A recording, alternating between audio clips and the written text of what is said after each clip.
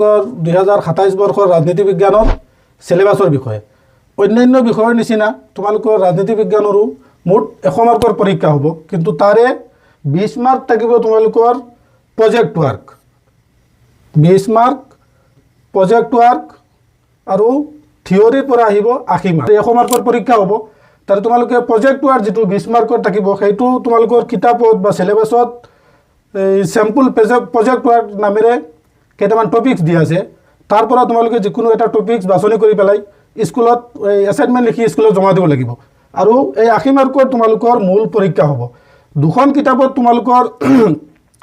বেছিভাগ লিখকে দুখন কিতাপত তোমালোকৰ সিলেবাসটো আলোচনা কৰিছে তাৰে এখন কিতাপৰ নাম হৈছে সমসাময়িক বিশ্ব ৰাজনীতি সমসাময়িক বিশ্ব ৰাজনীতিৰ প্ৰথম চেপ্টাৰটোৰ নাম হৈছে দ্বিতীয় বিশ্বৰ বাঙুৰ আৰু দুই মেৰুৰ পৰিসমাপ্তি তোমালোকৰ কিতাপ বেদে এই চেপ্টাৰৰ নামখিনি বেলেগ বেলেগ হ'ব পাৰে ইয়াৰ পিছত দ্বিতীয় চেপ্টাৰটোৰ নাম হৈছে অৰ্থনৈতিক আৰু ৰাজনৈতিক ক্ষমতাৰ বিকল্প কেন্দ্ৰ এই চেপ্টাৰটোৰ নাম তোমালোকৰ কিতাপ বেদে বেলেগ বেলেগ হ'ব পাৰে কিন্তু আলোচনা একেখিনি কথাকে কৰা হৈছে লগতে তোমালোকৰ এই প্ৰথম চেপ্টাৰৰ পৰা থাকিব 6 মাৰ্ক দ্বিতীয় চেপ্টাৰটোৰ পৰা থাকিব 6 মাৰ্ক ইয়াৰ পিছত তৃতীয় চেপ্টাৰটোৰ নাম হৈছে শীতল যুদ্ধোত্তৰ যুগত দক্ষিণ এছিয়া বা কিছুমান কিতাপত সাম্প্ৰতিক দক্ষিণ এছিয়া বুলিও উল্লেখ আছে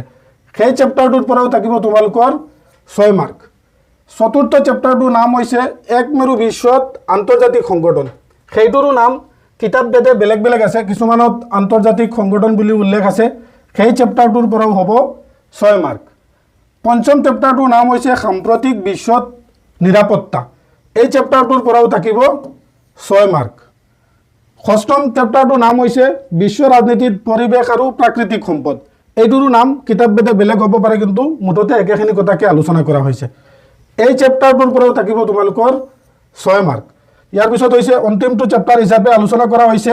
বিশ্বায়ন এই বিশ্বায়নৰ পৰা থাকিব তোমালোকৰ 4 মাৰ্ক এইটো হৈছে তোমালোকৰ ৰাজনীতি বিজ্ঞানৰ প্ৰথম খণ্ড তোমালোকৰ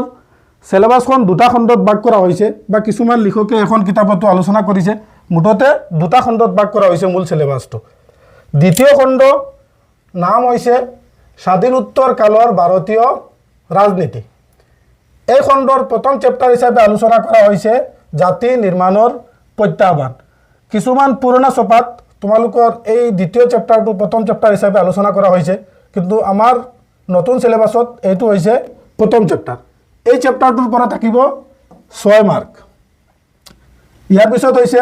এটা দলৰ আধিপত্যৰ যুগ যেটো আমাৰ পুৰণা কিতাপত 1 নম্বৰ চেপ্টাৰত আলোচনা কৰা হৈছে সেইটোৰ পৰাও আহিব 6 মাৰ্ক ইয়াৰ পিছত তৃতীয় চেপ্টাৰটোৰ নাম হৈছে পৰিকল্পিত বিকাশৰ ৰাজনীতি এই চেপ্টাৰটোৰ পৰাও থাকিব তোমালোকৰ 6 মাৰ্ক চতুৰ্থ চেপ্টাৰ হিচাপে আলোচনা কৰা হৈছে ভাৰতৰ বৈদেশিক সম্পৰ্ক এইটোৰ পৰাও আছে 6 মাৰ্ক ইয়াৰ পিছত তোমালোকৰ পঞ্চম চেপ্টাৰ হিচাপে আলোচনা কৰা হৈছে যে কংগ্ৰেছ ব্যৱস্থাৰ প্ৰতি প্ৰত্যাহ্বান আৰু পুনৰ প্ৰতিষ্ঠা এই চেপ্টাৰটোৰ পৰা আহিব 4 মাৰ্ক ষষ্ঠম চেপ্টাৰ হিচাপে আলোচনা কৰা হৈছে সাংবিধানিক শৃংখলাৰ সংকট ইয়াৰ পৰা আহিব তোমালোকৰ 4 মাৰ্ক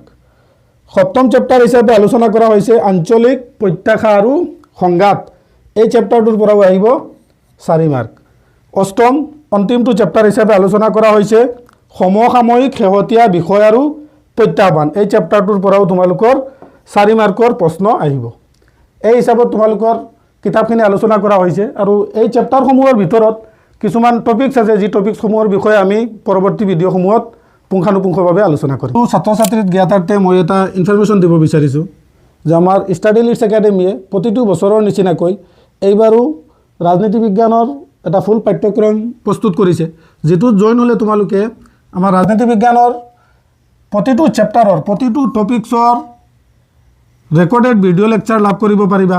ইয়াৰ পিছত এই কোৰ্সটোত আমি আমাৰ প্ৰিভিয়াছ ইয়াৰৰ যিখিনি কুৱেশ্যন পেপাৰ আছে সেই কুৱেশ্যন পেপাৰখিনিৰো সলিউশন প্ৰভাইড কৰিম ইয়াৰ পিছত যিখিনি টেক্সচুৱেল আৰু অডিশনেল ইম্পৰ্টেণ্ট কুৱেশ্যন আনসাৰ আছে সেই অডিশনেল কুৱেশ্যন আনসাৰখিনিও আলোচনা কৰা হৈছে তৃতীয়তে আমি তোমালোকক এই এপছটোৰ জৰিয়তে বা এই কোৰ্সটোত তোমালোকক মোট 7খন প্ৰেক্টিছ পেপাৰ প্ৰভাইড কৰিম যিখিনি সলভ কৰি তোমালোকে আমাৰ ষ্টাডি লিডছ একাডেমী এপছটোত জমা কৰিবা কোৰ্সটো তোমালোকে জইন হলে আমি প্ৰতিটো বছৰে যেটো মডেল কুৱেশ্যন পেপাৰ প্ৰস্তুত কৰোঁ সেই মডেল কুৱেশ্যন পেপাৰখিনি তোমালোকক বিনামূলীয়া প্ৰদান কৰা হ'ব যিসকল ছাত্ৰ ছাত্ৰী আমাৰ ষ্টাডি লিডছ একাডেমি এপছটো এতিয়ালৈকে ডাউনলোড কৰা নাই তেওঁলোকে প্লে ষ্টৰত গৈ পেলাই ষ্টাডি লিডছ একাডেমি এপছটো ডাউনলোড কৰিও এই কোৰ্সটোত জইন হ'ব পাৰিবা নতুবা স্ক্ৰীনত দিয়া যেটো আমাৰ হেল্পলাইন নাম্বাৰ আছে সেই নাম্বাৰটো যোগাযোগ কৰিও তোমালোকে এই কোৰ্সটোত জইন হ'ব পাৰিবা